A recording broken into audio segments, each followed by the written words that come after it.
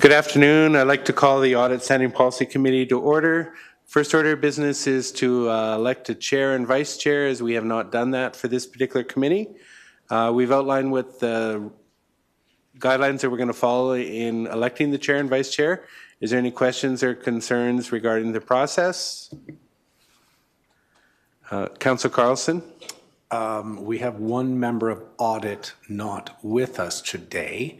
What are the rules about nominating someone in absentia? So that's a very good question, and I'm glad you asked that question.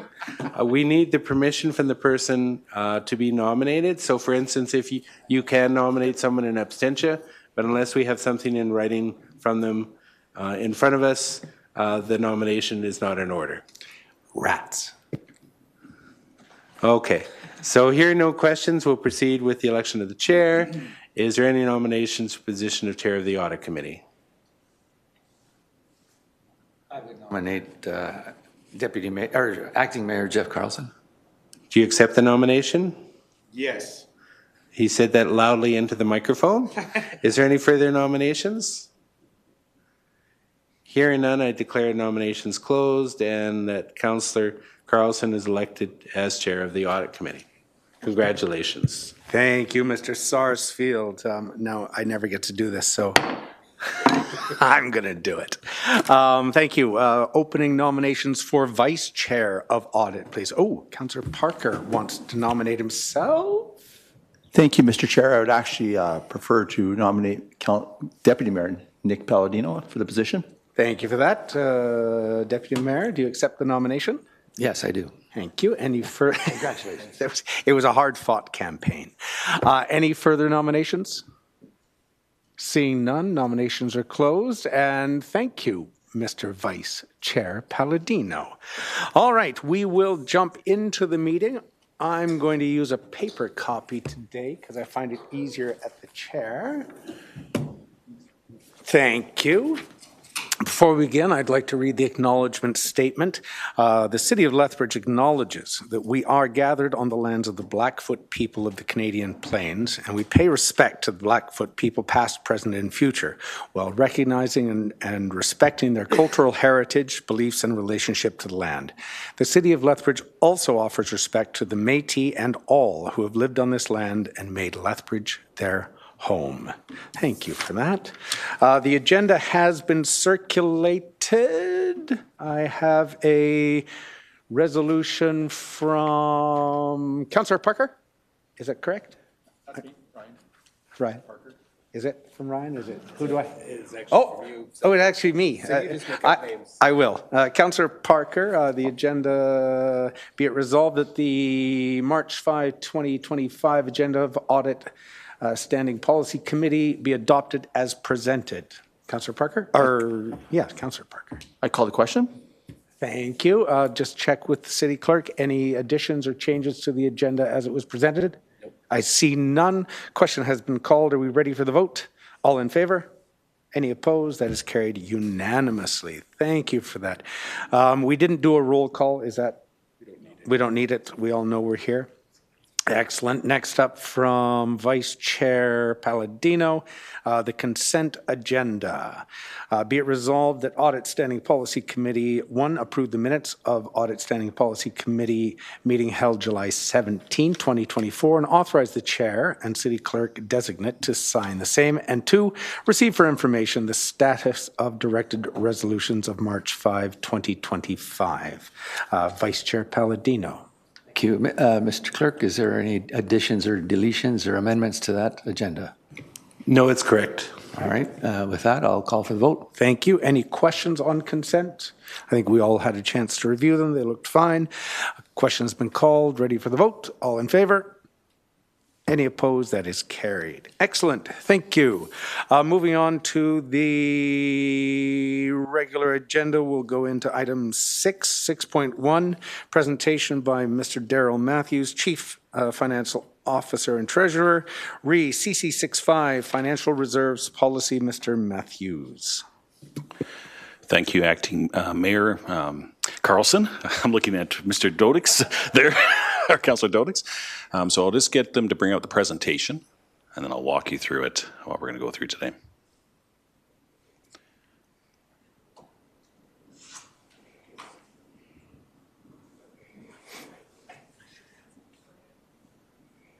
No worries. Oh, I can see it on my own screen. Yep, there we go. That's perfect. Thank you. So members of Audit Committee, what we're bringing forward today is an amendment or update to our financial reserves policy. If you recollect back early or late last year, there was an OBM brought forward to actually put optimal balances or look into optimal balances for our reserves. This presentation today will walk through that, and it also has attached the draft policy that we will be seeking Audit Committee's support to bring to Council to approve these optimal balances. Next slide. Just for giving a bit of context around it, the reserve policy itself, or CC65, establishes the guidelines and the standards of the financial reserves of the City of Lethbridge. As approved by Council, the policy promotes strong financial leadership and planning to ensure the long-term viability of the corporation. Responsibilities within the policy directly relate to Council's approval and establishment of reserves, and funds can only be used for prescribed purposes approved by Council. Procedures, in addition to the reserve policy, an appendix has been created within the reserve policy that describes in detail each of the reserves, and in more detail in terms of the history, the source of the funding, the type of expenditures, and any significant changes made to the reserve through Council resolution. This is similar to other municipalities where a schedule or appendix is included as an additional guideline to the policy. This appendix will help administration with the guidelines of the reserves. It also helps with processing reserve transactions and reporting recommendations. Next slide. So changes to the financial reserve policy. This policy, once again, was reviewed by administration, and appropriate revisions have been made to this. One change to this policy is the creation of a recommended optimal balance for the Fleet Reserve, Major Capital Project Reserve, Municipal Revenue Stabilization Reserve. So we'll go through those in a minute. These recommended targets have minimum or maximum or a range, and will help to ensure the reserve is serving its intended purpose. The appendix of the reserve policy has been updated also to include the details of the water and wastewater utility reserves as they were approved by City Council on March 26, 2024. Another change made to this policy is the creation of the waste utility reserve. This reserve will provide funds for the waste utility projects, including renewal and expansion of infrastructure to ensure reliable operations and to meet the growing community needs. City Council's adoption of this policy will approve the creation of this reserve. This policy also is reviewed once per City Council term to ensure it serves the purpose of the guidelines and standard for the city's financial reserves. Next slide. So in regards to optimal balances, as recommended balance for reserves to ensure it's available to serve its intended purpose, we've now created optimal balances. So healthy reserves, is giving some context, result from an effective long-term financial planning to determine the optimal balance for a specific reserve. A recommended optimal balance, in some cases that could be a minimum or a maximum or a range, has been included for, once again, the Fleet, Major Capital Projects Reserve, and the MRS Reserve, or the Municipal Revenue Stabilization Reserve. These can be found in the Financial Reserve Policy under the appendix. The optimal balances for these reserves have been determined during the financial analysis of the policy and the city's current reserves, I should say. The financial analysis included a risk-based analysis, reserve comparison to other municipalities, and a review of the Government Finance Officers Association's best practices for reserves. These optimal balances will be reviewed ongoing to ensure the reserve is serving its intended purpose. So for the first one, then, the Fleet Reserve, the balance we're recommending is a balance should be between 8 to 15% of the current replacement value of the corporate fleet portfolio. This would represent an estimated $6.5 million minimum value and up to $12 million estimated maximum value. This reserve provides for a self-sufficient pool of funds to allow for the ongoing replacement of fleet assets. For the Major Capital Projects Reserve, a minimum balance equal to the debt payments required for 1 year that are funded from the pay-as-you-go program. The 2023 to 26, this reserve is to program in that period, I should say. This reserve is to fund capital projects and buffer the effects of the short-term fluctuations in debt payments and capital expenditures on the pay-as-you-go plan. For the MRSR, minimum balance after commitments should be 5% of the operating budget or general fund, which is our tax-supported side. And the purpose of this reserve is to stabilize the effects of fluctuating interest revenue and general operations surpluses and deficits on annual taxation requirements. And that would set that minimum balance at 14 million. Next slide. So with this, what we have in the recommendation is the policy is reviewed by Audit Committee, Outstanding Policy Committee, where we're here today, that is being referred to City Council for adoption and approval of one new reserve being the Waste Utility Reserve and, of course, the optimal balances. And with that, I'll turn it over to questions.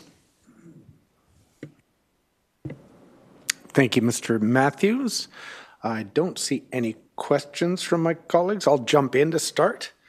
If we can go to the presentation so I can, if that's possible. It was the slide on the ranges for the various reserves. And I don't know if we, yeah, I didn't open. Oh, thank you. If we can, yeah, that one. Thank you. Fleet reserve. I appreciate the 8 to 15%. But then the blue arrow says 6.5 to 12 million. That's going to change every year. So that won't be, or is that part of the appendix that can be changed easily, or is? Yeah, so to that regard, currently 8 to 15% will fluctuate between years, and that really depends on the replacement value that's approved within the capital budget and projected.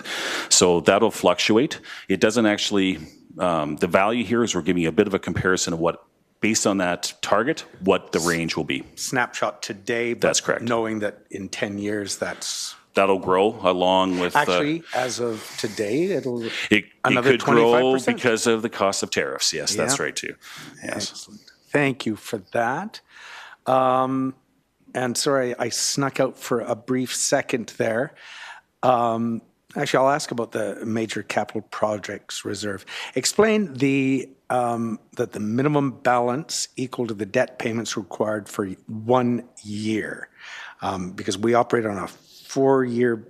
But I'm just trying to figure out if we say, yep, it can't go below $1 million because that's what we need to pay today, and we spend that $1 million and it's not fully replaced in the operating budget from the pay-as-you-go plan, are we in trouble? Like, I'm trying to wrap my head around the 1 year.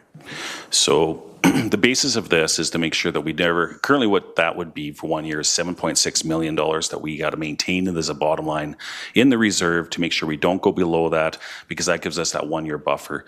The idea behind that and the best practice inside of that is to make sure that if you have major fluctuations for some reason in our revenues, we'd be able to offset that. So to your point, if council could always decide not to go beyond that, that would take away that risk mitigation component of having that in your reserve. The flip side of that is that we'd also combine, and probably at that time, hopefully we never in that situation, but if that really got dire, you'd be looking between the major capital projects reserve and the MRSR for those kind of components. And really, this here is just saying that you'd keep that in there. It's not anticipating that hopefully you would ever have to do that. Thank you for that. Now, currently it's 7.6, pardon me. How much on an annual basis is returned through, I think it's taxation for pay-as-you-go, to the MCPR annually? That's a good question. It'll take me a couple seconds here to find that information for you, where I can take a look at, unless my team has it there. They do. Oh, they're smiling. They're digging for it. Maybe they'll come up and whisper it to me in a second here. Okay, excellent. No, you have to sneak. You have to be very sneaky. So no. And the reason I'm asking, Mr. Matthews, is because it would be nice to know that if we keep the minimum, next year we'll still have the minimum and not have to dip into other reserves.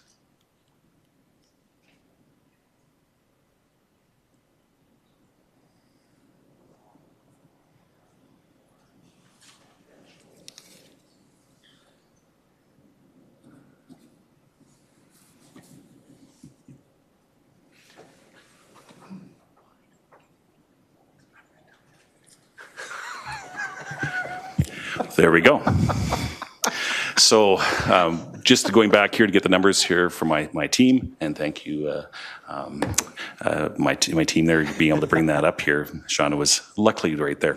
So it's $15.5 million per year that we have in the pay-as-you-go program, of which our debt payments right now are $7.6 million, of which we have about $500,000 that goes back into the reserve each year over and above that. We don't have payments going out to projects and so forth.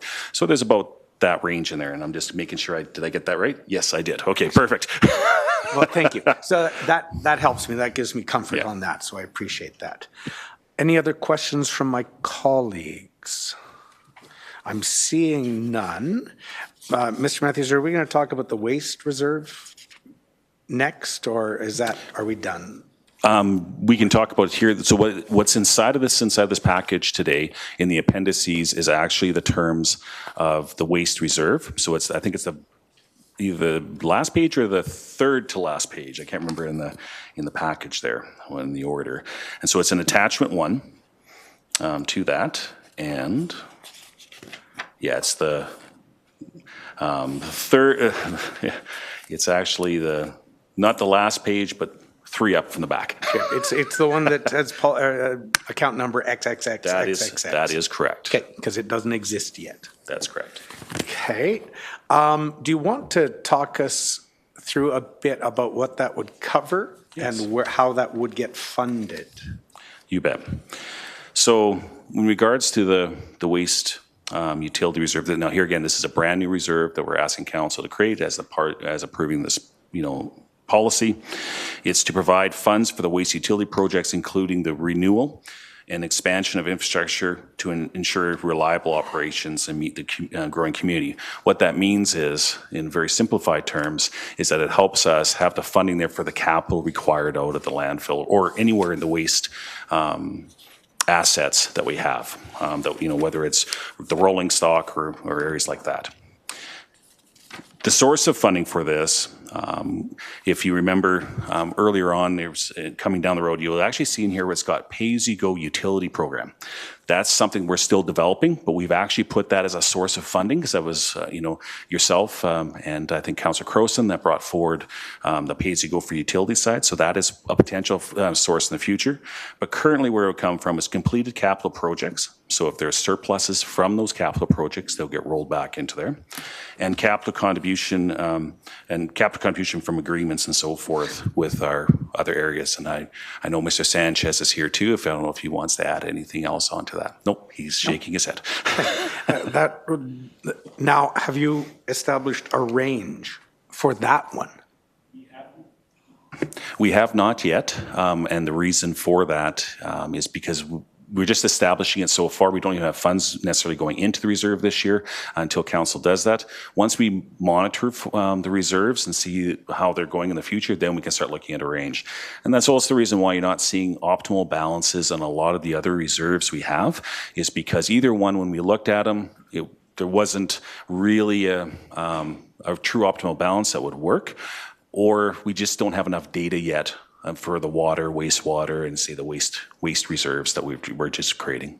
Okay, thank you for that. I'm still seeing none. Oh, Mr. Sanchez, you're flashing. Yes, sir, your light is flashing. I just want to add something to what Mr. Matthews explained.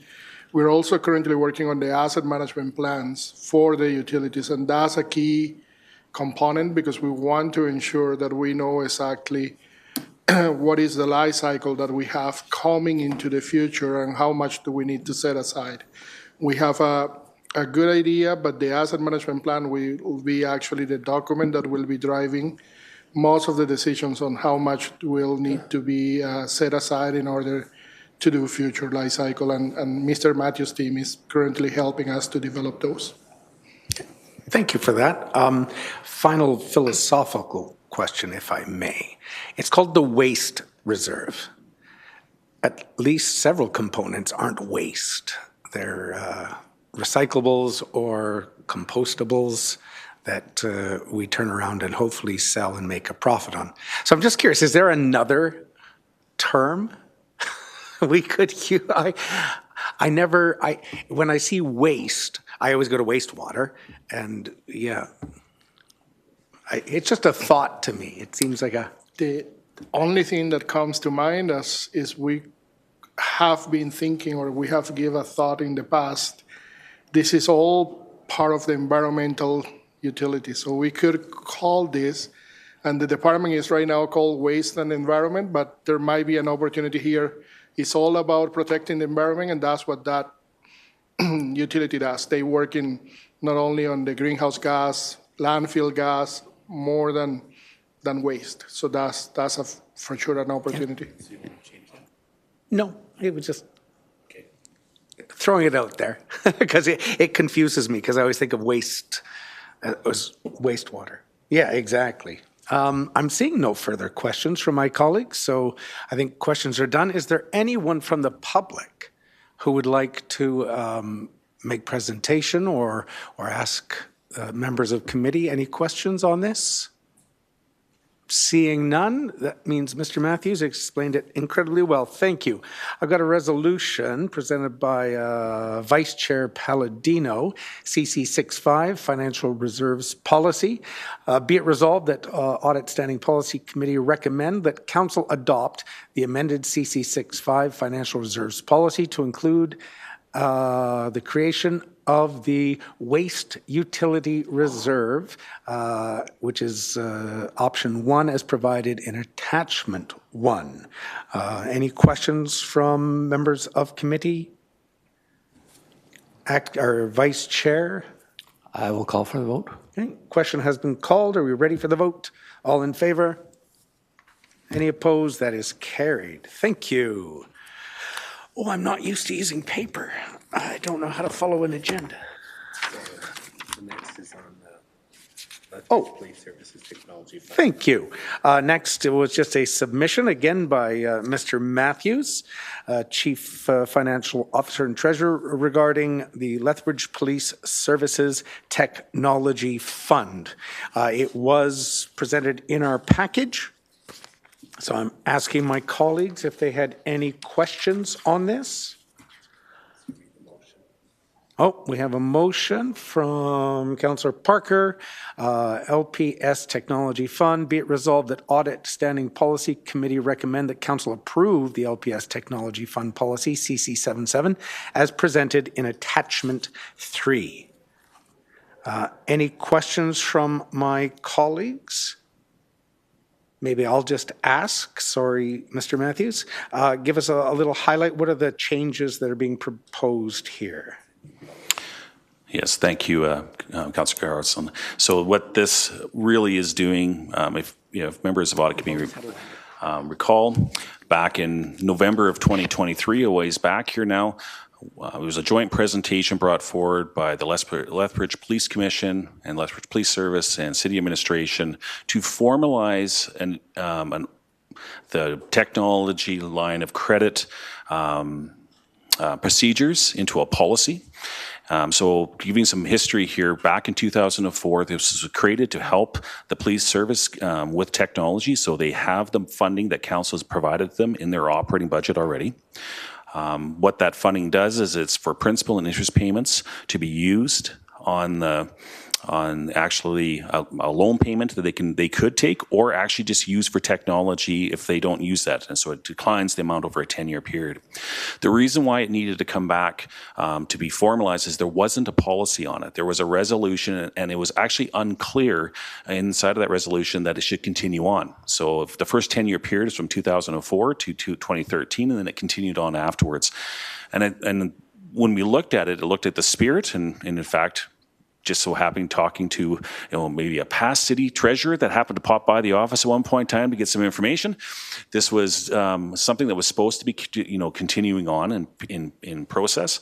So we got together between the groups and drafted up at least what that information was. Came to I think it was Economic Standing Policy Committee that requests us to draft a policy. So really, what's inside of here from a policy standpoint, it lays out the terms, the maximum amount of funding, what happens with that funding in regards to if they don't use it. Over the term, it just goes back into the MRSR. However, it can be used for inflationary pieces for the next 10-year term. So we would take a look. So say if at the end of the 10 years, which I think will be unlikely based on what the plan I've seen coming from the police and technology requirements, but say they had $500,000 at the end of that time frame, we also look at inflationary pieces. One of the things that we've noticed inside of here, there hasn't been a lift for many, many years in the amount. So it's actually degraded with inflation over that time period. The other component on this, it actually sets out how, if they decided at the very beginning of the term or early on in the term that they had a large capital project on technology, they could spend up to roughly, depending on the rates, about $3.2 million. And their principal and interest payments would work to pay that back. So it is actually something that, just going and talking to the police commission and the LPS, I think it was last week, could be the week before, in regards to that, they're really appreciative of how this fund is for them. It gives them a lot of flexibility. And what we've seen actually for the plan that they provided us thus far, they will use all of the funding over their period. Thank you for that. So it's not really a change in practice, it's just Formalization of the practice. there was a gap in policy. And if it was 2004, it would have been Mr. Sherwin who popped into your office. It was after Maybe. that, it would have been Mr. White. Excellent. Now, just another question on this, because this is just a line of credit. So is it something that council has budgeted for and then puts aside in the MRSR? Or is this aside from that and we just say you've got the line of credit, you can borrow it and repay it to the MRSR? Yeah, so how it works, the mechanics of it, the council has provided the annual principal and interest payments that go into the police budget. If they don't spend it a year, it gets put back into the MRSR and they can use it the following year over that 10-year period. Within the MRSR, that side, we have it as one of the things that we would consider as potentially at the beginning of this term, which started last year actually, they would have $3.2 million that we'd commit from that period inside of there if they spend it. And obviously that was taken into account when setting the minimum balances of the MRSR. Correct. Excellent. Thank you. I'm seeing no further questions from my colleagues. Oh, thank you. Councillor Parker has called the question. Oh, is there anyone from the public who wishes to make comment or ask a question of the committee on this issue? None. Councillor Parker has called the question. Are we ready for the vote? All in favor? Any opposed? Carried. Thank you. I don't have to sign any of these, right? Oh, okay, good. I've never been chair before. This is fun.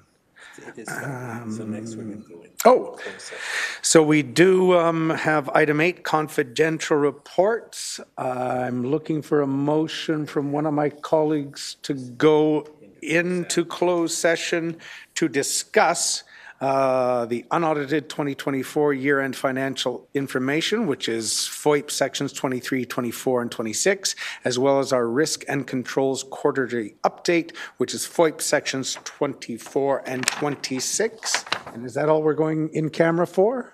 Excellent. Thank you, Councillor Parker. Ready for the vote? All in favor? And we are in closed session. So I'm sorry, I'm going to...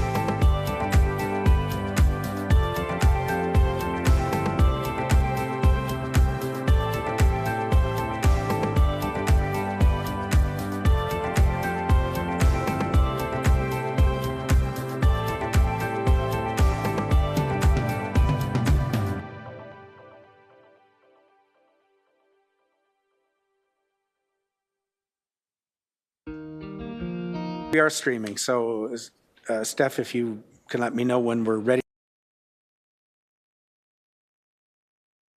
Vice. Just say they're on the screen. Yep. Vice Chair, you're good with moving 7.1? Is the recommendation on, I'm not going to read it all, I'll just say it's on the screen. Unless you want me to. Excellent.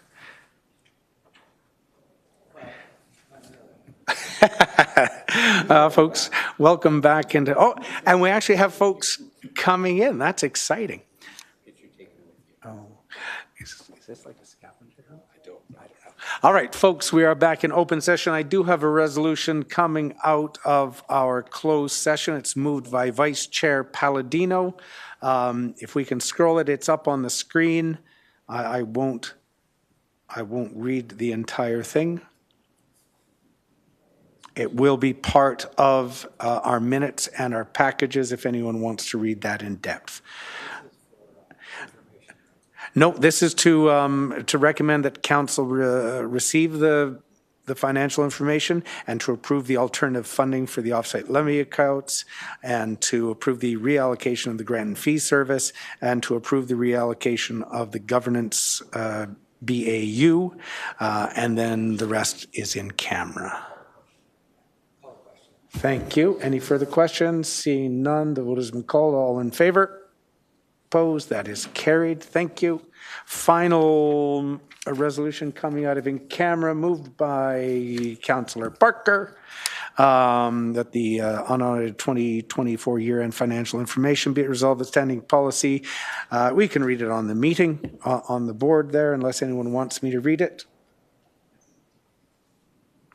Any further discussion? Question has been called. All in favor? Any opposed? That is carried. And guess what? We're adjourned. Thank you all.